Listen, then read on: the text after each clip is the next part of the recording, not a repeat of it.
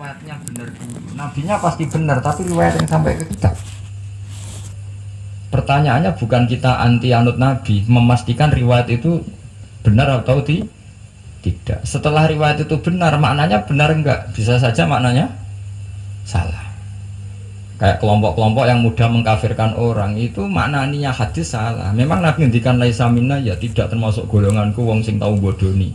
Tapi maksudnya Nabi ya dalam konteks itu tidak termasuk golonganku. Bukan berarti dia sama sekali tidak termasuk umatnya Kanjeng Nabi. Karena dalam banyak hadis Nabi ngendikan syafaati li ahlil kabair min ummati. Umatku sing tahu dosa lah berhak mendapat syafaat. Andai kan orang yang pernah bodoni langsung enggak umatnya Nabi, berarti menjadi kafir. Nanti dari hadis laisa minna, ora termasuk golonganku wong sing nate bodoni man ghasyana.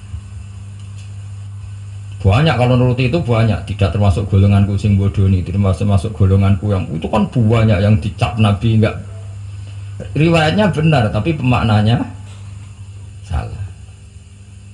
Makanya ada pepatah masyhur itu kalau dalam tradisi ulama itu, laula murabbi lama arafna rabbi walau lal ulama lama arafnal am. Iya, laula murabbi umpama ora ono sing didik aku, lama arafna rabbi, kita ndak akan ngerti Tuhan ingsun. Ya, jadi misalnya kue urip ning alas, gak ono guru, gak ono porom yo. Wit iki pahit, wit iki manis. Nah, banyu iku nyegerno kan ngono-ngono tok. Kowe roh pangeran kok ndi saja. Usah belajar filsafat sendiri. Maling rom kidang mbok bedak, roh celeng mbok bedak. Jenenge ra ono siapa-siapa. Mulane laula murabbi lama arafna rabbi. Jadi kita tahu Allah barokah para murabbi wong sing didik. Sehingga hubungan kita dengan Allah itu ya nurut sing didik. Ya jenenge laula murabbi lama arafna rabbi. Terus nomor loro walau lal ulama lama arafnal anbiya. Andai kan ndak ada ulama, kita juga gak ngerti Nabi. Kowe kok sithik-sithik sunah Rasul hadis sing nerangno sapa? Misale ki ngerti Nabi ku nak sujud. Iku ngene, kowe jare sapa? Iku sangka sallu kama raaitumuni sholli. Sahabat nyekseni sujude Nabi, tabiin ngerseni sujude sahabat, tabiin nyekseni sujude para tabiin, terus sampai kula ngerti sujude Mbah Mun niru Mbah Zubair, niru Mbah Karim Nirboyo, terus niru sampai Mbah Hasyim niru Mbah Mahfud niru sing aran Anatut Thalibin Nabi Bakar Sato, beliau niru Utsman Ad-Dimyati, terus niru Sayyid Zaini Dahlan ya, terus saya Utsman Ad-Dimyati, terus sampai Kanjeng Nabi Muhammad sallallahu alaihi wasallam. Mulane walau lal isnad laqala man sa'a mas, andai kan tanpa sanad maka orang akan ngomong sekena. Karena itu agama. Sehingga Allah orang ngendikan ihdinas siratal mustaqim siratoka, tapi ngendikane siratal ladzina. Kita harus ngikuti orang. Orang itu siapa yang bisa diikuti? An'amta alaihim, yang telah engkau beri nikmat. Nah, jadi wong itu ora ngerti ngaji ini, supaya anut Nabi. Karena kalau anut Nabi secara 100%, misalnya ke iso niru nyun sewu, misalnya iso niru hal tertentu, sesuai nak serampangan, saiki sampe nak bedhei. Kowe saiki misalnya wis iso niru Nabi salat qobliyah. Wis qobliyah niru Nabi, cingkrange wis anut Nabi. Wis misalnya, terus dia wis niru Nabi. Nanti kalau agama itu tidak ada riwayat, Nabi urip di Mekah Medina, kenapa kamu tidak urip di Mekah Medina? Misalnya pertanyaannya seperti itu. Maka yang ini terus panjang. Nah, memperdebatkan seperti ini itu tidak ada dulu lama. Mulai dulu nggak ada memperdebatkan seperti ini. Jadi itu penyakit laten ya, melihat orang lain senang, kok tahu melihat istrinya ya senang. Itu kasus orang merantau dan yang tidak merantau supaya nggak tersinggung. Saya memang sengaja mau memberi kajian yang ringan tapi bermakna, karena agama ini sebetulnya dimulai hal-hal yang ringan. Nggak ada ceritanya filosofi agama itu berat, karena jubilatil ukul ala qabulil haqq. Semua ulama berpendapat akal itu dipaksa untuk menerima kebenaran. Saya pernah ditanya seorang dokter, dia tanya gini, Bapak, zina itu kan enak, kenapa haram? Lalu tidak enaknya zina di mana? Terus dia saya tantang, andai kan zina wajib kamu bingung, kok bisa? Kalau setelahnya terus tak suruh lagi kamu bisa, ya udah bisa. Akhirnya dia mikir ya, kalau wajib malah bingung harus mengumpulkan uang untuk order. Dan kalau dia senang seseorang tidak harus kesampaian, ya kan? Kalau kamu senang seseorang kan tidak mesti dia senang kamu. Kan repot kan?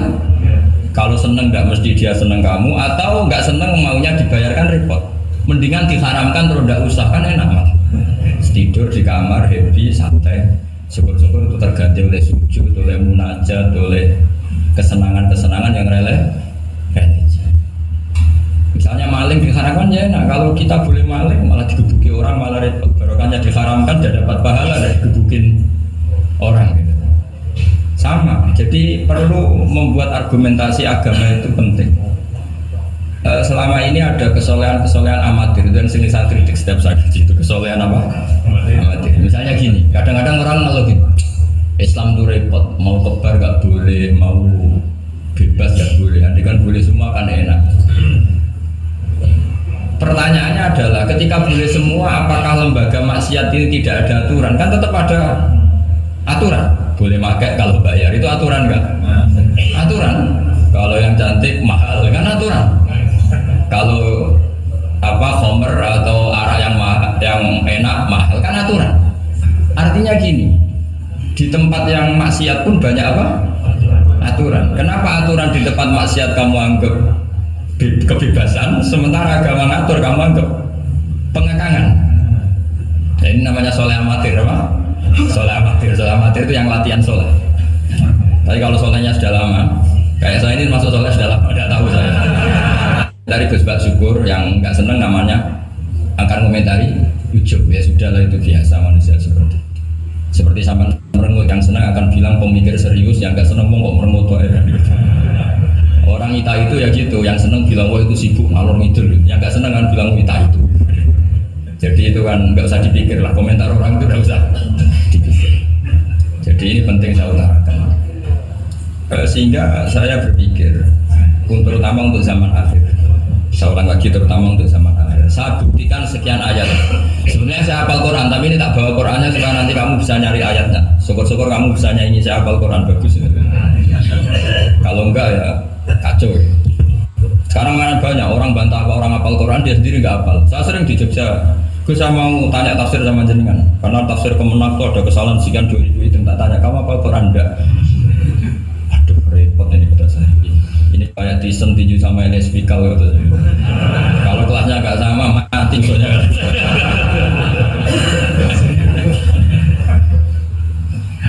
Karena bukan karena ini keangkuhan, tapi proporsional apa? Proporsional. Saya cerita yang ringan-ringan saja, sebagaimana sanad saya dari guru-guru saya ialah Rasulullah SAW. Agama itu dimulai dari kesenangan, happy, farah kalau dalam bahasa Arab al-farah. Ayatnya jelas, kul bi fadlillah wa bi rahmatihi fa bidzalika falyafrahu. Ingat Muhammad dengan fadl Allah, anugerah Allah dan rahmatnya, kemudian dengan itu kamu harus senang. Sehingga dengan senang kepada Allah dan Rasul itu nikmatnya masya Allah. Andai kan senang itu bisa ditakar, orang yang sedang tahajud menangisi dosanya plus menangisi nasibnya kalau di perantauan itu senangnya sama orang yang sedang dugem itu mesti kalah, mesti senang yang sedang tahajud. Karena orang-orang maksiat itu sebenarnya orang-orang susah. Kalau tidak susah gimana? Setelah itu semua ditanya senangnya di mana? Tidak tahu dia mabuk. Sementara senang kamu ingat betul tadi malam saya nangisi dosa-dosa saya, nangisi nasib saya, kemudian tenang karena kembali ke Allah, kembali ke Rasul. Itu luar biasa senangnya. Tapi masalahnya sekarang ibadah itu kayak ancaman. Kalau ada pondok mewajibkan tahajud, itu santrinya itu sudah mendelik dulu. Kalau di masjid-masjid gini itu kira-kira diwajibkan tahajud, orang juga protes. Ini aliran sesat, sunat kok diwajibkan. Jadi agama itu banyak keunikan, tapi yang jelas saya pastikan kamu harus senang. Kata Rasulullah SAW, salasun mangkun nafihi wajata halawatal iman. 3 hal ini, kalau 3 hal ini ada pada kamu, ada pada kita, pasti kita ini menemukan halawatal iman, manisnya iman. Yaitu satu, ayyakuna Allahu wa rasuluhu ahabba ilaihi mimma siwahuma. Bahwa Allah dan Rasul itu lebih Anda cintai ketimbang yang lain. Mencintai Allah itu nikmatnya masya Allah. Caranya gimana supaya kita istiqomah ibadah? Anggap hidup kamu itu sehari. Saya ini di Jawa, Celok besar, tapi punya uang 200.000 itu ngira banyak sekali, bukan banyak, banyak sekali. Karena saya ngitung hidup itu per hari.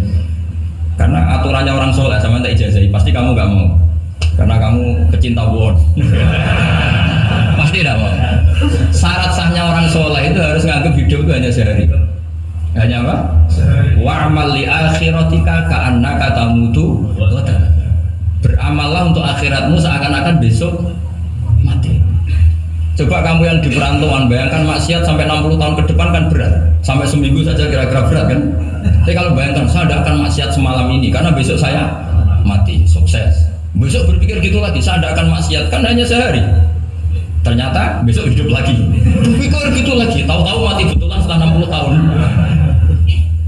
Jadi itu apa ya, satu konsep dari Rasulullah supaya orang itu meninggalkan maksiat itu ringan karena bayangannya hidup banyak. Coba yang ahli maksiat itu diberitahu besok kamu mati, kira-kira malamnya maksiat enggak? Kamu maksiat itu karena bayangan hidup masih lama. Makanya kata Quran, wahai orang-orang yang beriman, alam ya'ni lil ladzina amanu an takhsha qulubuhum li dzikrillah wa ma nazala minal haq. Orang-orang iman itu sudah saatnya khusyuk. Kamu jangan seperti orang-orang dulu.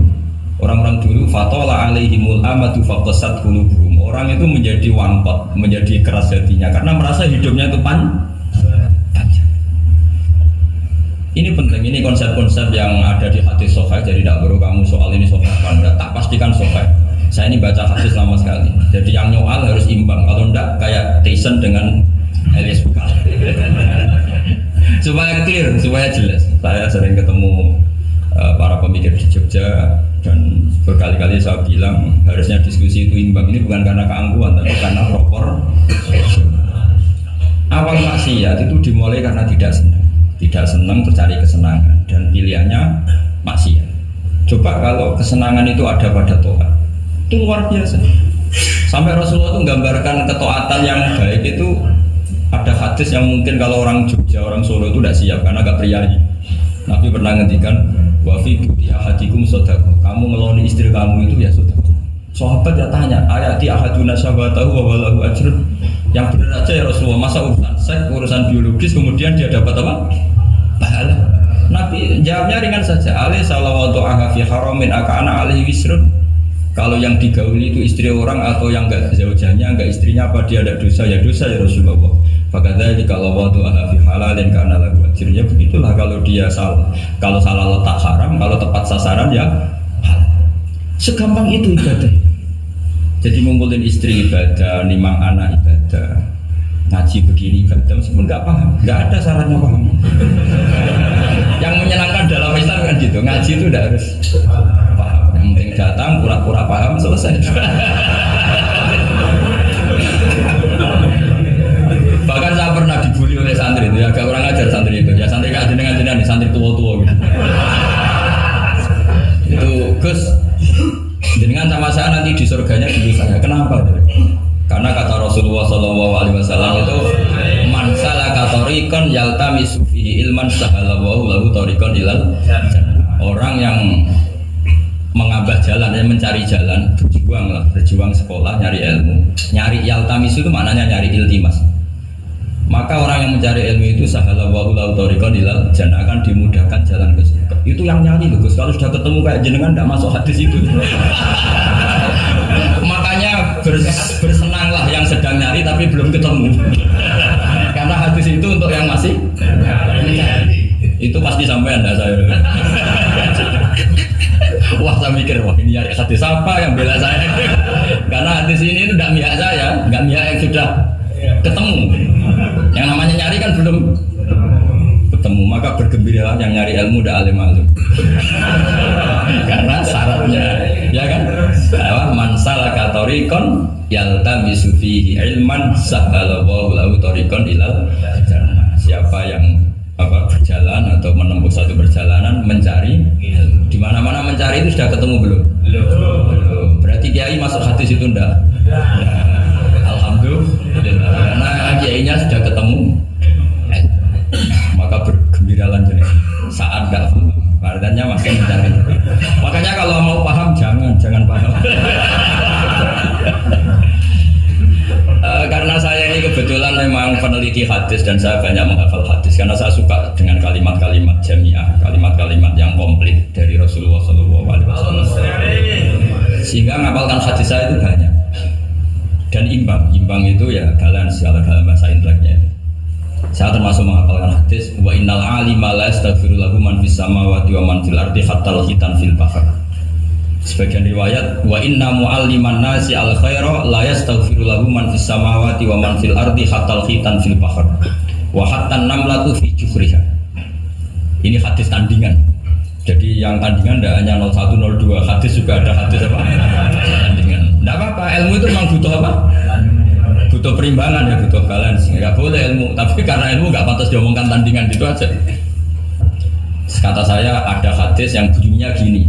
Wa innal alima, orang alim itu akan dimintakan ampun oleh penduduk langit. Jadi semua malaikat Jibril dan Mikail, semoga termasuk Israel, itu memintakan maaf untuk orang alim, tidak yang belum alim. Itu kamu tidak masuk hadis itu. Keren mana? Wah sama kerennya Gus. Saya masuk surga, yang jenengan nanti juga masuk. Ya sudah, nggak usah geger ketemu di sana. Jadi ini penting. Nah sekarang problem Islam sekarang adalah yang garis keras pakai hadis-hadis garis keras untuk mengadili yang garis lunak pakai hadis-hadis yang garis lunak untuk mengadili hadis kelompok-kelompok garis keras. Itu tidak fair. Nggak fairnya adalah Islam itu kafah itu artinya konsepnya itu komplit, tidak boleh separuh. Saya punya sedikit ini yang agak serius, tapi tidak usah masukkan hati. Nanti kalian protes nggak bagus Israel itu kan. Begini, Abu Bakar As-Siddiq itu terkenal layyinal janib, mutawadhi, layyinal janib, sahlal akhlak, namanya layyinal janib. Orang yang sopan sekali, santun sekali, santun, sopan, terus simpatik, sangat-sangat simpatik. Namanya Abu Bakar As-Siddiq. Tapi ketika beliau sudah beliau iman itu kalau nggak salah ya kira-kira Saniyah Snain atau ya Salisa Robi'ah atau berapa. Karena kalau dalam sejarah awaluman amanah itu sebetulnya Khadijah. Awaluman amanah mutlakon itu sebetulnya Khadijah. Awaluman amanah mutlakon bisa saja Sayyidina Ali, dan awaluman amanah mutlakon bisa saja Abu Bakar Siddiq. Saya sedikit cerita ya supaya tidak gaduh dalam sejarah.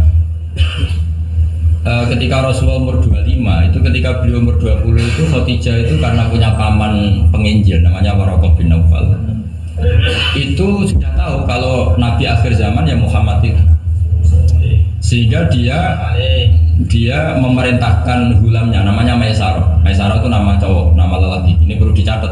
Nanti kalau kamu tahu Maisarah menemani Nabi dalam perjalanan, terus kamu tiruah cari Maisarah ya.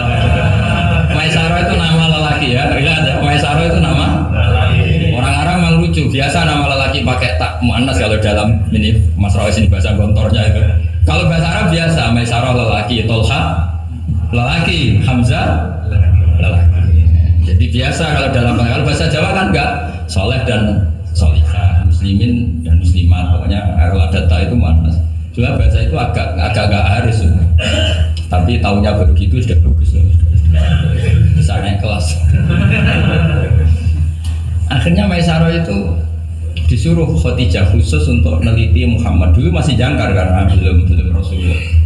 Setelah diteliti di perjalanan ke Syam mengikuti dagang, semua keajaiban dan alamatun nubuwah itu ada semua, termasuk tudhillul ghamamah tuti'us sahaib. Setiap perjalanan yang terik itu matahari pas apa? Ghamamah itu apa? Mendung mengayomi Nabi. Saya termasuk orang yang ditakdir pernah di pohon tua yang dulu jadi alamat nubuwah. Di Jericho itu ada pohon tertua di dunia. Pas saya di situ malah ada film dokumenter Kristen pas itu. Karena pohon itu semua nabi pernah duduk di situ, termasuk Nabi Isa dan Nabi Muhammad SAW. Dan itu para pendeta tahu reaksi pohon. Jadi kalau sampean yang duduk pohonnya agak reaksi biasa aja. Tapi kalau Nabi yang duduk itu akan direaksi. Misalnya Nabi duduk di barat, kemudian matahari teriknya dari barat, pohon itu akan pindah ke barat supaya geser. Sehingga Rohibul Khairah itu tahu ini calon Nabi sesuai definisi atau kriteria. Singkat cerita, setelah Maisarah lapor sekian alamat Nabi itu diceritakan Khadijah, terus Nabi ketika umur 25 dia memantapkan diri untuk nikah sama orang yang bernama Muhammad. Tapi Khadijah itu mulai agak kecewa. Kok gak jadi Nabi? Biasa-biasa saja, tetap dagang saja. Nabi tetap dagang. Hanya tentu tetap punya sifat amanat, kredibilitas dijaga, semuanya terjaga. Tapi nggak ada alamat Nabi yang ekstrim lah yang. Sehingga Khadijah mulai mamang ini kapan jadi Nabi? Gini-gini aja. Nah, pas umur 40 itu Nabi ngalami yatahannas itu yata'abbad al-layali yadawatil adat. Kalau dalam Sahih Muslim disebutkan fakana yatahannasu fil khar bahwa at-ta'abbud al-layali yadawatil adat. Yang dikatakan tahannus adalah menyembah Allah di gua, menyepi, kemudian beberapa hari. Terus di hadis itu jika diterangkan wa yatazawwadu lidzalik, perlu dicatat dulu tirakannya Nabi itu ya bawa bekal. Bukan terus kelaparan 3 hari nanti fata morgana yang dilihat. Jadi ini perlu dicatat. Kadang banyak orang tirakat gak makan 40 hari, gak makan 3 hari, itu malah bahaya. Karena yang dikatakan nur atau apa ternyata fata morgana karena lama ada makan. Jadi perlu dicatat di hadis itu jelas ada kalimat wa yatazawwadu lidzalik. Ya Nabi ya normal bawa bekal. Jadi tidak lapar-lapar amat. Tapi tidak satu nampan kayak makan di atas tadi ndak ya. Kalau itu makannya orang kelaparan itu. Ya tapi bagus lah, saking hormatnya sama kiai makannya banyak. Apa ngetes kiainya? Kalau banyak ada kiai ini. Motifnya apa enggak tahu. Motifnya enggak tahu, tapi husnudzon wajib. Panitia tenang saja, kiai itu wajib husnudzon. Harus baca ini ya Muhammad. Nabi itu fadhil. Sehingga ini penting sekali karena jarang orang mengungkapkan ini. Kenapa jarang mengungkapkan? Kemungkinan satu tidak tahu. Dua, karena kadang kiai itu ya manusia, Ustaz juga manusia. Kadang-kadang dengan tanda kutip itu ya pecundang. Dia ngomong yang dicintai pasar, itu yang saya sesalkan betul. Tidak ngomong yang dibutuhkan dalam khazanah Islam. Itu saya kecewa betul. Dan semoga mereka itu tobat. Enggak boleh seperti itu. Coba kita ini Islam mulai kecil, punya kiai mulai kecil. Kadang-kadang tidak pinter-pinter. Karena ayatnya itu terus sama. Kubu sebelah misalnya dalil ayat ini yang ini terus gitu aja. Kalau orang sunat diceritain Nabi Ibrahim sunat 80 tahun itu pakai palu, pakai apa itu kodum itu apa langganan ya. Kalau ada orang mati ya mesti kullu nafsin. Kalau ada orang nikah mesti faman rohiban sunati. Oh itu saja. Jadi umat ilmunya tidak tambah, ya sudah siapa saja yang nikah ya itu aja, yang mati ya itu aja kullu nafsin. Karena ya pasarnya seperti itu. Buat sekali-kali ada orang mati itu bilang, ayo pesta. Karena orang dolim ini sudah mati. Ngurangi beban bumi. Ngurangi beban apa? Syukurilah kematian orang fase hidup. Itu nggak disangoni sampai itu. Sudah ada disangoni dibenci keluarganya, ya enggak? Ya daripada gitu yang umum saja kullu nafsin. Kematian adalah mau itu kafa bil mauti wa itu cukup mati sebagai nasihat ya ikut pasaran saja karena itu yang menghasilkan pasar. Tapi resikonya itu ilmu itu tidak tambah apa? Ini kritikan saya, semoga ini membantu ya supaya ustadz-ustadz itu kalau ngaji itu mikir yang dibutuhkan umat, jangan permintaan pasar, itu udah bagus. Saya datang ke sini juga bukan karena undangan. Saya bilang saya tanpa diundang pun datang ke Korea karena saya ingin sujud di bumi ateis supaya nanti keren. Keren betul, sama itu keren betul sujud di bumi. Wah itu pol kerennya tuh hebat. Kalau sujud di Mekah, Medina, di Indonesia itu kan wajar. Ini sujud di bumi. Jadi kalau kamu ditanya saksinya siapa kalau kamu sholat di Gonjong? Tahu ini yang seru ya Pak. Yang lain yang GG Gonjong semua. Sama lagi. Itu malaikat mesti itu apa itu? Parah lagi kalau ditanya sujudnya di mana? Di kamar mandi. Karena kalau pas kerja kan hanya dikasih waktu berapa ini? 5 menit dan itu pura-pura di kamar mandi. Keren nggak?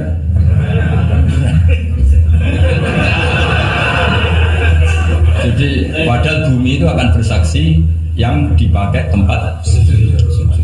Itu paling keren mesti yang Korea. Apalagi yang pas kerja, kalau di sini kan masjid masih normal. Kalau pas kerja kan di kamar mandi. Iya di pabrik ya maksudnya. Oh iya punya aku ya. Jangan yang priayi yang itu, yang nggak priayi itu. Di gudang ya. Di mana Pak? Sampai mesin ya. Ayo, mesin sebagai saksi. Ya bagus lah. Saksinya apa? Aku buta gitu. Yang jelas jangan kerja di pabrik salib. Saksinya apa? Kerjanya bikin apa? Ya, pas waktu sholat. Saksinya apa? Itu. Bisa berhadapan-hadapan itu saksi sama saksi. Begini ini intermezzo saja tapi betul. Jadi kemudian Khadijah, kembali ke Khadijah tadi. Rasulullah itu nggak bisa baca. Walhasil akhirnya ditakdir bisa. Saya mengatakan bukan karena belajar, ditakdir bisa. Karena syaratnya Nabi itu harus ummi. Ummi itu keibu-ibuan. Tapi Nabi itu uniknya begini. Justru beliau ngira itu malakul maut. Jadi pulang itu yarju fufu'atu. Dia gemeteran sekali. Nangis pulang itu yarju fufu'atu, nangis. Terus bilang ke Khadijah, zamiluni zamumini. Coba saya kasih selimut. Kalau dalam bahasa Arab itu boleh khitab sama perempuan itu pakai yang mu'annas sama khotobah atau pakai mudzakkar ghaib, mudzakkar mukhatab jamak, tapi niatnya ahli. Jadi kalau orang Arab bilang normalnya kalau perempuan kan zamili ini karena khitabnya satu yaitu Khadijah. Tapi Khadijah itu nama ahlun, nama keluarga, sehingga dalam bahasa Arab juga boleh zamiluni apa? Pakai khitab apa jamak mudzakkar. Khadijah terus dikemulin. Di mana-mana namanya ketakutan itu ya dikemulin. Dan di mana-mana kalau ketakutan itu cari istri. Yang bayang di perantauan ya kalau ketakutan. Tidak usah lah banyak menyinggung orang. Pokoknya seperti itu. Sunnah manusia apapun hebatnya kalau ketakutan itu nyari istri. Jangan bahasakan nyari perempuan, nyari istri ya. Garisnya jelas ya. Kalau ketakutan nyari apa? Istri. Nyari istri apa nyari perempuan? Istri. Bagi yang punya. Bos. Akhirnya dikemulin sama Khadijah. Ada apa? Oh saya tadi ketemu malakul mauti gini-gini. Khadijah tuh senangnya bukan main. Ini yang saya tunggu. Hampir saja saya putus asa. Takut kamu nggak jadi nabi ya? Terus tanya Khadijah, lalu sifatnya orang tadi kayak apa? Oh gini. Oh ya besok ikut saya. Didatangkan ke Waraqah bin Naufal. Dalam Bukhari disebutkan wa kana imro'an tanassara fil jahiliyah wa yaktubu minal injil masyaallah ayaktub. Waraqah bin Naufal itu penginjil. Dia menerjemah Injil dari bahasa Ibrani menjadi bahasa apa? Ketika Rasulullah ditanya, ma ra'aita itu, ma dataro, apa yang kamu lihat? Terus Nabi cerita itu. Terus kata Waraqah bin Naufal, hadan namus alladzi ja'a bihi Musa. Bahasa lainnya malak itu namus dan namus alladzi ja'a bihi Musa. Uniknya itu tahun awal nubuwah, ya tahun awal apa? Itu uniknya Waraqah itu bilang begini. Ini Waraqah bin Naufal bilang gini. Doakan saya ini masih hidup. Khina akhrajaka qaum, ketika kaum kamu musir kamu. Kagetnya bukan main Rasulullah, karena Rasulullah itu figur yang menarik, yang simpatik. Beliau putra tokoh Muhammad bin Abdullah bin Abdul Muttalib bin Hashim, tokoh yang sangat dihormati. Beliau tidak punya kasus, beliau ada orang yang dibenci, beliau orang yang sangat menarik. Kenapa harus ngalami diusir? Maka Rasulullah tanya, awamu khrijiyah, masa betul umat saya mau mengusir saya? Tapi siapa? Waraqah tetap bilang, ya letani fi ajatan hina akhrajaka qaum. Doakan semoga saya ini masih kuat ketika engkau diusir kaum. Ini sekalian latihan bahasa Arab karena sama dengan latihan bikin mesin saja ini ambil latihan bahasa Arab. Bahasa Korea ya. Akhirnya kata Waraqah bin Naufal, tidak ada orang yang alami seperti kamu kecuali pasti akan diusir. Falam yalbas yasiron illa antum. Terus kemudian Waraqah tidak lama kemudian meninggal. Ya, yang penting dari ini semua apa? Waraqah itu membaca kriteria para nabi itu pas sekali dan akhirnya tahun 13 nubuwah Rasulullah mengalami diusir. Kan beliau hijrah itu 13 tahun dari nubuwah, kira-kira umur 53 berapa? Tapi Waraqah sudah mengatakan itu di tahun pertama Rasulullah menjadi nabi, karena definisi nabi itu harus pernah diusir. Maka kalau sampai ngalami diusir oleh nasib itu ya ada alamat. Cuma itu udah alamat nubuah, alamat terlantar. Jadi itu beda. Karena yang Nabi sudah ditutup, nggak ada peluang lagi. Jadi Khadijah itu masih gak terima, padahal beliau sudah mendapat sekian alamat. Tadi tudzilluhul ghamamah tuti sahab pada sekian alamat. Tesnya sudah lulus semua. Rasulullah tadi Maisarah menyaksikan apa, dinaungi oleh apa, mendung tadi. Macam-macam. Khadijah itu masih dengan tanda kutip masih agak-agak beli. Masih cari definisi yang ini agak absurd lah. Kata Khadijah gini, ya Muhammad. Ya Rasulullah, kalau kamu kedatangan teman kamu itu, kalau bilang Sofi buka, nanti cerita ke saya. Ya, Nabi itu lugu, nggak ngerti kalau itu dites ya. Katanya. Suatu saat Jibril datang ke Rasulullah. Ini malah, ini Jibril, ini teman saya datang. Ya, Nabi kadang istilahkan Jibril itu temannya. Ini teman saya datang. Oh ya. Terus Khadijah dekat Rasulullah, pas Rasulullah agak-agak dipangku manja. Fakashafat an auratiha, sebagian auratnya Khadijah itu dibuka. Sama ada sampai angkat kelihatan apanya itu. Ya kira-kira pupunya saja lah yang lebih mudah. Tidak lebih dari itu, jangan macam-macam. Akhirnya terus ditanya, Khadijah tanya, temanmu masih? Tidak, lari. Akhirnya Khadijah ditutup lagi. Khadijah nggak tahu ada Jibril, nggak tahu, ditutup lagi. Sekarang temanmu di mana? Oh sekarang datang lagi. Oh Nabi diambungi sempurna. Ini yang saya tunggu-tunggu kamu. Itu malaikat betul bukan setan. Karena kalau setan tahu aurat kamu tahu kan. Artinya apa? Dalailun nubuwah itu dikaji sedemikian rupa oleh Khadijah karena beliau ponakan dari penginjil yaitu Waraqah bin. Tentu zaman itu Injil masih orisinil, bukan kayak sekarang Lukas Matius. Tentu jadi Injil di sini bukan konotasi yang muharraf yang apa, nggak orisinil ya, tentu yang masih apa, orisinil. Jadi semuanya mengarah ke pembenaran terhadap kenabian Rasulullah Muhammad SAW.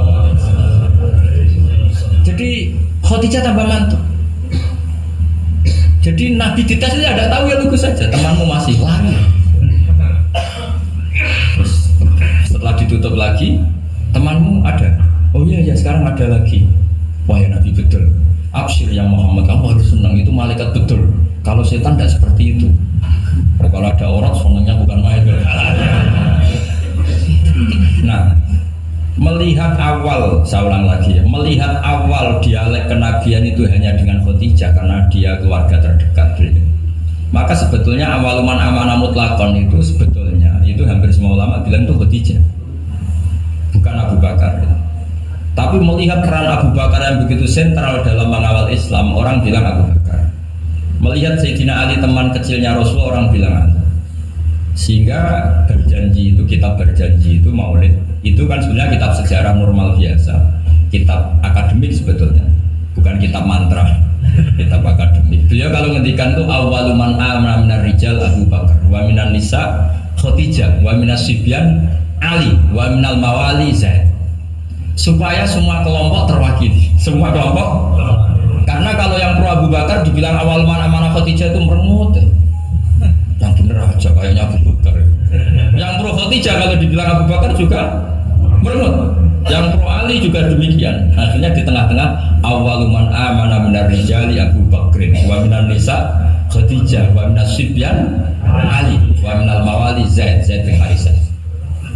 Pertama orang iman dari golongan lelaki tua, rijal lelaki tua, lelaki berumur itu Abu Bakar, dari perempuan Khadijah, dari anak kecil Ali, dari mawali budak dimerdekakan. Jadi itu sudah cara bahasa Arab itu takbir itu redaksi yang agak-agak ngeles.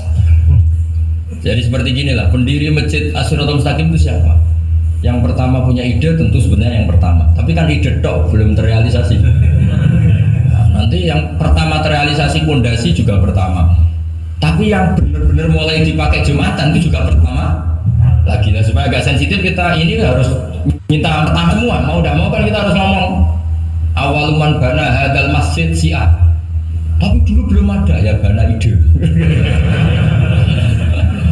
Wa awaluman misalnya pembalotaan batu pertama waktu al-hijarah awalan ini, wa awaluman sing jadi imam ya ummu hadal masjid fil jum'ah ini. Lah yang sampean wa awaluman ngerameni ibu masjid. Sudah enggak apa-apa, sementing awaluman apa? Masuk kategori awal. Nah ini penting saya terangkan. Kembali ke Abu Bakar. Abu Bakar itu layyinal janib, orang yang sopan. Dan itu bagus, tentu sopan itu bagus. Layyinal janib bagus. Tapi masalahnya Rasulullah itu dikepung preman-preman yang ganas. Yaitu Abu Lahab, Abu Jahal, Walid bin Mughirah, Wa'il bin, semuanya preman yang ganas. Bukan sekedar kafir tapi ganas terhadap umat Islam. Mereka penyiksa-penyiksa ulung, termasuk akhirnya ada yang mati syahid, awal syahidin fil Islam, yaitu Ammar bin Yasir. Tapi yang bapaknya bukan Ammarnya, sama Yasirnya, sama istrinya namanya Sumayyah. Makanya saya tadi ngaji di Masjid Ammar bin Yasir itu ngaji yang paling tidak guyon, karena masjid itu didesain untuk mengenang Ammar bin Yasir. Sumayyah disiksa sampai mati, ya Yasir juga gitu, sampai Rasulullah ngendikan sobron ala Yasir inna mu'idakum al jannah, sudah kamu sabar, kamu pasti nanti masuk surga. Bilal disiksa, tapi Bilal akhirnya aman karena menangi, diselamatkan Abu Bakar, bahkan menangi futuhat ya, beliau menangi apa, Fathu apa Mekah. Saya pernah ziarah ke makam Bilal. Akhirnya apa Rasulullah, ini kalau gini terus anak Islam orang-orang sopan kok repot. Beliau pas jalan-jalan ngerti Umar itu kalau ingin sarapan atau ingin punya uang, kalau ingin punya uang itu harus tarung. Dan dia petarung yang dulu, jadi kalau tarung itu menangan, ya uangnya banyak. Bukannya kalau tarung apa? Menangan dari gulat. Akhirnya Nabi mikir, wah kalau yang Islam gini ini cocok. Karena kalau yang sopan-sopan ini kayaknya repot. Kalau asal Nabi spontan tuh, Allahumma a'izzal Islam bi Umar. Ya Allah muliakan Islam ini dengan Umar. Gak tahu apa bisa diganti a'izzal Islam bi Banser, gak tahu saya. Karena kalau Banser sopan ya aneh, Banser kok sopan nggak jadi aneh. Atau pemuda Muhammadiyah kalau sopan kan ya jadi aneh. Masa pengawal kok sopan? Monggo nambah disanti. Monggo. Ya nggak pantas. Oh, stand itu. Pas pamret sopan, Pak Jokowi udah jadi pidato karena yang salaman apa? Banyak yang minta buku banyak. Singkat cerita betul. Karena Nabi yang berdoa itu di sebagian tarikh menyebut doanya Senin, Kamis sudah masuk Islam, hanya Senin, Selasa, Rabu, Kamis. Kalau kamu ya 30 tahun lah mungkin.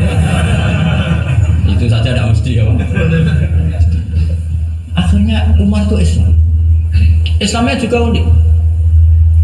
Dia mau mencari Muhammad, masih jangkar, kalau manggil masih jangkar, belum Rasulullah. Mana Muhammad? Laqad soba, dia sudah keluar dari agama permanen ya oleh kaum jahiliyah, itu agama jahiliyah. Ketemu sama temannya, apa Mar, kamu cari Muhammad, ngapain ya? Mau saya bunuh karena dia bikin agama baru. Laqad ja'a bidinin mukhdas, dia membawa agama baru. Terus kata temannya, ya kamu ngapain ngurusin Muhammad? Adik kamu itu sudah kantor dia, urusin dulu adik kamu. Wah masa iya? Soalnya nyari Fatimah itu adiknya di rumah iparnya.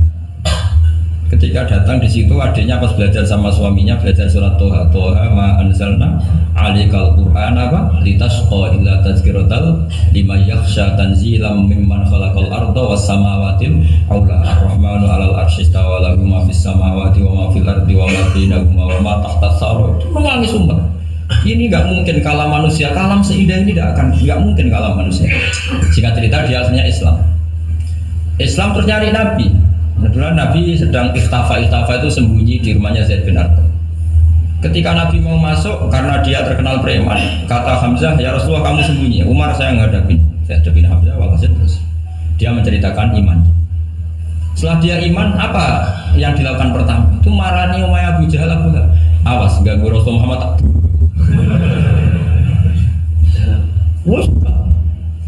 Akhirnya yang dulu mengancam-ancam Nabi, mengancam-ancam sahabat selesai, karena sekarang gantian diancam umat. Bersamaan dengan itu Allah mengeluarkan khitab fasda' bima tu'mar. Muhammad kamu harus terang-terangan dalam dakwah karena sudah punya backingan bernama Muhammad.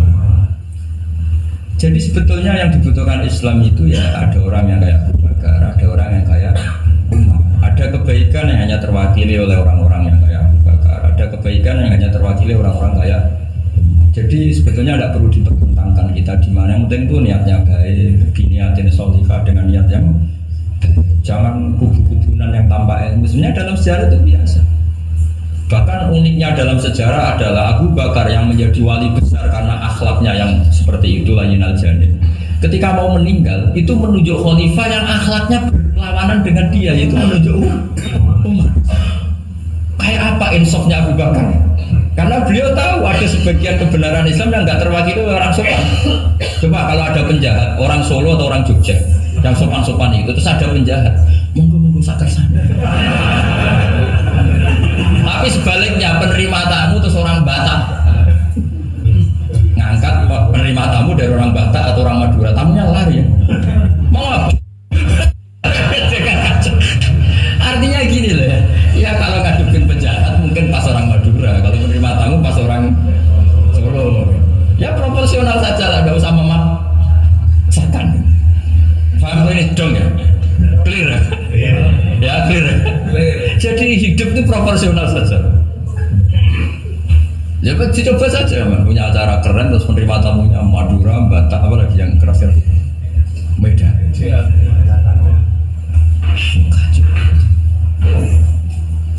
Sama. Makanya kalau guyonannya itu rumah kebakaran, yang punya rumah itu orang Jogja kan ngapunten badhe matur, wonten apa ngapunten sangat gak. Niku dalem jenengan kebakaran. Padahal nyuwun sewu anak jenengan tersing lebet. Artinya ada momen yang sopan itu tidak boleh, apa? Yang sopan itu kalau ada kebakaran yang punya rumah baru minum harus enak ngombe. Itu orang kebakaran harus gitu, mau tidak mau harus tidak sopan kan gitu. Jadi sopan ada maudenya, nggak sopan ya ada maudenya. Sehingga dalam kitab Hayatus Sahabah yang dikarang oleh Syekh Yusuf Al-Kandalawi, yang paling saya kenang adalah beliau menceritakan makalahnya Umar radhiyallahu anhu. Beliau mengenang Umar ditanya, laqad kunta faddun ghalidul qalbi, kamu itu pemimpin tapi keras sekali. Kata Umar, saya ini berusaha layyinal jani. Fa wallah laqad khasyitu fillah wa laqad khasyitu fil ghillah. Kamu tidak tahu perasaan saya. Saya ini kalau sedang halus ya istighfar sama Allah. Kalau saya sedang tegas juga istighfar sama Allah. Kamu tidak tahu perasaan saya. Itu banyak mufassiru hadal maqalah yang menafsirkan gini. Dalam makalah yang lemah lembut itu juga ada dosanya. Dalam tegas juga ada dosanya, karena manusia tidak pernah sempurna. Saya beri contoh begini, ini analogi yang paling gampang, yang siapapun kalau insaf pasti paham, bukan mungkin paham tapi pasti paham. Misalnya kamu punya keponakan yang sering pacaran, itu kejadian larangan kalau gitu, pokoknya sering maksiat. Kemudian ada Pak D yang hildo, yang ghalid, yang keras. Pasti ponakannya nggak pernah ke situ, paling dimarahin gitu. Yang satu Pak D yang satu atau Pak Ali yang satu layyinal janib, pacarnya jadak segitu ya nggak apa-apa. Paribasannya rangkul-rangkulan di situ ya nggak apa-apa. Potensinya pasti sama. Yang terlalu lunak akhirnya dianggap melegalkan, ya enggak? Yeah. Yang akibatnya dianggap pelegalan. Yang keras karena tidak pernah disowani, akhirnya juga pembiaran, nggak pernah tarbiyah, karena keras ini nggak pernah dia bisa menyentuh, berproses membina ponakannya. Natijahnya sama-sama pembiaran, ya kan? Yang keras pembiaran karena nggak pernah sambung. Yang lunak karena dianggap pelegalan. Jelas kan? Jelas ya? Begitu juga kondisi kita ngadepi maksiat. Yang terlalu lunak dianggap kayak gak peduli, gak apa-apa. Yang terlalu keras gak berproses tarbiyah, gak ada fabima rahmatin minallahi linta lahum walaupun tafadzan ghalidul qalbi lan faddu min. Maka lewat pertemuan ini saya ingin ya Islam itu dibawa secara mudah, secara logis, gak usah berlebihan. Ya sudah, kita ikuti ulama-ulama dulu dengan referensi-referensi dulu. Jadi ini penting sekali. Karena ayat tentang tegas ya ada, ayat tentang lunak ya ada, semuanya harus proper. Bahkan saya kemarin isi di Jawa Timur itu yang hadir mungkin 10.000. Itu kiainya itu punya pondok unggulan. Saya bilang meskipun beliau punya pondok unggulan, saya sudah pamit. Nanti saya kritik pondok unggulan mohon diterima ya, bersiap deh. Terus saya bilang begini, pondok unggulan itu ya baik, tapi ya masalah. Masa orang ngaji misalnya gini. Misalnya saya bikin pondok unggulan, siswa yang saya terima sudah hafal Quran 10 juz, yang bayar 10 juta. Lalu orang miskin itu mau mondok di mana kalau aturannya seperti itu harus bayar 10 juta. Lalu yang goblok-goblok mau ngaji gimana? Harus hafal 10. Makanya aneh, pabrik-pabrik aneh. Menerima yang sudah pengalaman kerja, ya tidak ngelamar, sudah punya pekerjaan. Di mana-mana nyari kerja yang belum Saya kemarin ngaji di UI juga bilang gitu, kampus-kampus itu baik karena bikin standar ini SAG, ini MA, ini dokter bagus. Tapi andaikan semuanya belajar Islam lewat kampus, masa ingin belajar Islam harus kuliah dulu? Lalu bapak kalau belajar Islam gimana? Ini barokahnya kiai-kiai yang nggak punya gelar di musola, kadang santrinya datang, kalang dadang nggak jelas lah pokoknya. Tapi bagus, siapa saja bisa belajar kapan? Coba kalau pendidikan Islam hanya ada di kampus, mau belajar saja harus kuliah dulu. Yang tua-tua nggak bisa belajar. Coba kalau semua lembaga pendidikan itu kayak pondok-pondok besar yang pakai persyaratan, mau ngaji daftar dulu, silakan ke sekretariat, sudah diselesaikan administrasinya. Maka bergembira kayak musola yang tidak bersertifikasi itu karena konsultan Islam sing konten setiap saat. Ya itu barokah. Apalagi santri-santri yang goblok itu barokahnya luar biasa. Betul. Saya tuh punya sekian santri yang dulu teman saya, kelihatannya goblok, tapi manfaatnya luar biasa. Cuma dia kagum sama saya karena saya korban jadi konsultannya dia. Dia tuh di pedalaman Kalimantan, di tengah hutan.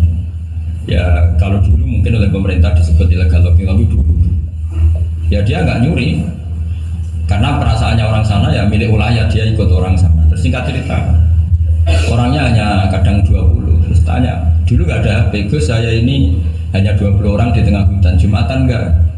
Maka saya bilang menurut fikih Syafi'i tidak wajib kan hanya 20 dan 40, tapi kalau ingin duhur ya nggak apa-apa kata saya. Enggak, Gus kalau diajak duhur nggak mau, Jumat kok duhuran gitu. Masyarakatnya ya lucu. Oh ya nggak apa-apa Jumatan, tak carikan madhab kata saya. Saya kan kebetulan ya mengkaji al-madhabul arba'. Singkat cerita begini, natijanya apa? Kadang kita yang pinter, yang LC, yang doktor, itu dakwah kemudian nyun sewu dengan tanda kutip mendapat honor. Sementara yang goblok kadang itu karena nggak ada tanah wakafnya, tanahnya diwakafkan, punya uang diberikan. Intinya itu kadang yang goblok menjadi pendiri masjid, kadang yang pinter mendapat bisaroh dari uang kas masjid. Artinya introspeksi saja, meskipun itu halal, soalnya meskipun itu halal, tapi kita introspeksi. Ini pentingnya selalu kita berdoa Rabbana dzalamna anfusana wa lam taghfir lana. Lo pernah nggak saya disuani orang juara MTQ terus mendapat umroh? Dia bangganya bukan main. Saya ini kiai sering ada yang saya bilang gini, kamu umroh saya senang. Bagaimanapun ini prestasi karena barokahnya Quran. Tapi kamu juga harus hormat sama kiai musola. Itu mulang Quran puluhan tahun tidak pernah dapat hadiah. Coba hafal Quran kemudian lanyah dan dapat hadiah umroh itu kan cara bahasa agamanya manfaatuhu maksurah. Manfaat umroh itu kan hanya untuk dia. Tapi kiai yang mulang di musola-musola ngajar 10 tahun berapa ratus orang yang bisa baca Quran karena dia tidak ada yang ngasih hadiah umroh. Kira-kira fadhoilnya, keutamaannya indallah utama mana coba? Ini minterkan orang banyak tanpa hadiah. Ini pinter dadakan lewat lomba lagi dapat umroh. Tentu kita tidak mengharamkan itu, kita respect gak masalah. Tapi kalau kumau luhur salah lawan pasti. Karena kalau kumau luhur nanti menafikan keistimewaan orang-orang yang istiqomah mengamalkan. Jadi kita fair saja. Ini juga penting untuk syiar, ya supaya anak-anak semangat ngapalkan.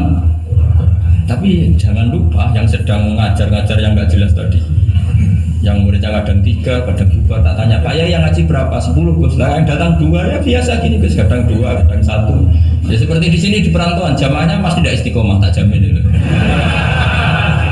Jadi tidak usah saya tanyakan itu sudah pasti. Jadi jamaah itu nomor 2, nunggu pas nganggur liburan kan gitu. Jadi saya mohon beragama itu biniatin sholihah. Ijazah bapak saya ke saya itu yang berulang-ulang tadi. Sementing aku itu qalbin salim. Makanya kata Allah, zaman itu ilaman atau wah bi qalbin salim. Yang selamat di hari mahsyar itu hanya satu orang yang sowan Allah bi qalbin salim, dengan hati yang selamat. Hati yang selamat itu melihat kubu lain ya dengan insaf. Ya melihat yang kunut ya biasa, tidak kunut biasa itu masalah khilafiyah biasa. Dulu itu Imam Abu Hanifah tidak pernah kunut. Jadi tidak kunut itu bukan mazhab Muhammadiyah, mazhabnya Abu Hanifah. Muhammadiyah tidak mujaddid juga tidak mujtahid. Yang kunut juga bukan mazhab Hasyim, mazhabnya Imam Syafi'i. Itu dulu ya biasa. Imam Syafi'i itu kalau Jumatan di Masjid Abu Hanifah ya enggak kunut. Ketika ditanya 5 dalam takbir, waqad qulta bi sunniyati. Kenapa kamu tidak kunut padahal kamu berpendapat kunut itu sunnah? Jawabannya Imam Syafi'i adaban ma'hadal imam. Saya sungkan sama imam. Padahal Imam Abu Hanifah waktu itu sudah wafat, hanya makamnya. Dulu itu biasa sekali karena apa ya? Karena mereka pandangannya lepas. Apa? Pandangannya. Ada seorang ulama ditanya, kalau ada orang kawin yang nyuwun sewu hamil di luar nikah, kemudian akhirnya nikah, bagus enggak? Saya ulang lagi, enggak usah aku tertawa, awas kalau tertawa. Ada orang hamil di luar, kemudian dinikahi sama yang menghamili, itu bagus enggak? Ada ulama yang bilang bagus lah. Kan kaget ulama yang garis keras. Wah, bilang-bilang dirajam atau dipukulin kayak kira-kira kan pikirannya gitu karena suka ngadili orang yang ini ada di kitab Mizan Kubro. Kalau nggak percaya lihat di kitab Ikhtilaful A'immah Rahmah. Karena cara berpikir sederhana. Terus dia punya riwayat dari Rasulullah SAW yang ngomentari seperti itu, jawabannya begini: qad kharaja min sifahin ila nikahin. Saya ulang lagi, qad kharaja min sifahin ila nikahin.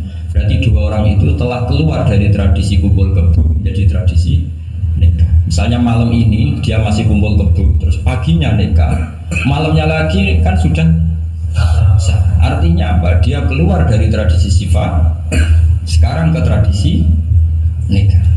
Artinya melihatnya masa depan saja, tidak usah lihat masa belakang. Jadi ulama ya ringan saja. Ya ada ulama yang tetap marah. Susah ya apa sih langsung kawin disik-disik, ngapain baru setelah itu kawin? Ya bagus supaya jadi apa ya, supaya jadi pelajaran. Ya monggo saja yang tetap keras supaya apa tanfir, kalau dalam bahasa Arab tanfir, tasna atau takbir, apa memperburukan yang memang tapi yang ini juga bagus, yang sudah kadung ya sudah, sekarang dia mau tobat ya, di komentar saja qad kharaja min sifahin ila. Ini penting saya utarakan, jadi nanti mungkin saya ada 1-2 pertanyaan, 2 saja lah, saya capek ini karena yang belas pertanyaan jangan keluar. Saya ulang lagi, pertanyaan jangan keluar. Terus yang ringan-ringan saja, karena agama ini dibangun dengan keringanan. Tadi yuridu bikumul yusra wala yuridu bikumul usra. Dan kalau pertanyaannya ekstrim itu nanti rusak. Kata Rasulullah, innama ahlakal ladzina min qablikum kasratu masailihim. Dulu orang rusak itu karena banyak tanya. Karena nanti kalau Allah ditanya itu mesti tersinggung. Karena apa ya? Orang tanya itu tadi mengkritisi perintah. Sampean tahu kenapa malaikat dimarahin Allah? Gara-gara apa? Tanya. Ya tak ceritanya sedikit ya. Allah kan memaklumatkan ke alam langit. Inni ja'ilun fil ardi khalifah. Saya putuskan bahwa manusia ini jadi khalifah fil ardi. Malaikat langsung tanya apa? Qalu ataj'alu fiha may yufsidu fiha wa yasfiku. Yang benar saja ya Allah, tolong dievaluasi.